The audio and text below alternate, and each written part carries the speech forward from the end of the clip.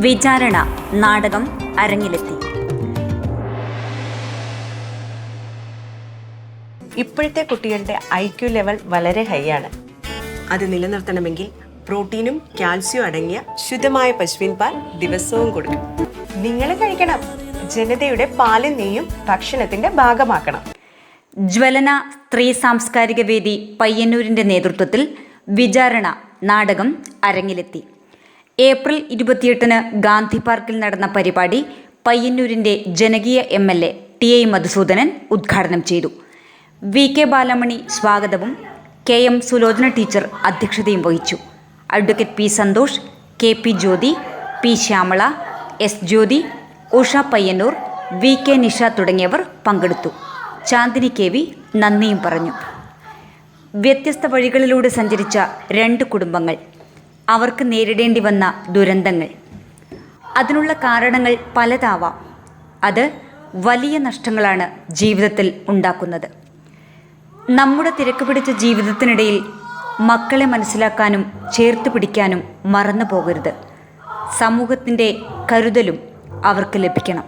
അല്ലാത്ത പക്ഷം അവർ ചതിക്കുഴികളിലേക്ക് തള്ളപ്പെടും.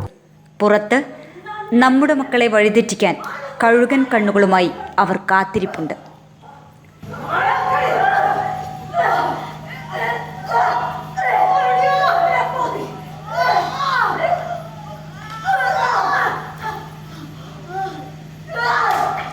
കുട്ടികളും രക്ഷിതാക്കളും തമ്മിലുള്ള അകൽച്ചയും സമൂഹത്തിൻ്റെ കരുതലില്ലായ്മയുമാണ് പുതുതലമുറയെ വഴിതെറ്റിപ്പോകാൻ ഇടവരുത്തുന്നതെന്ന ഓർമ്മപ്പെടുത്തലാണ് വിചാരണയിൽ.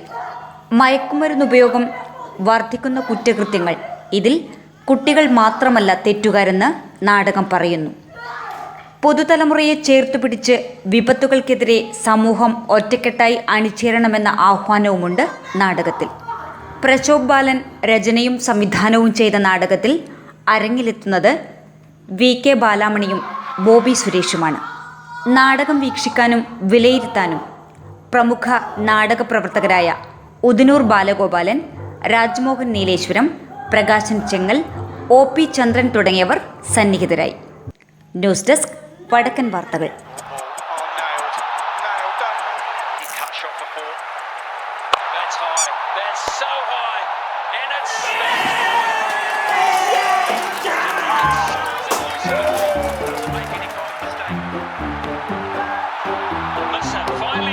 Could this be a moment? Got it! One of the great catches! Under pressure! You will never see! My goodness gracious me!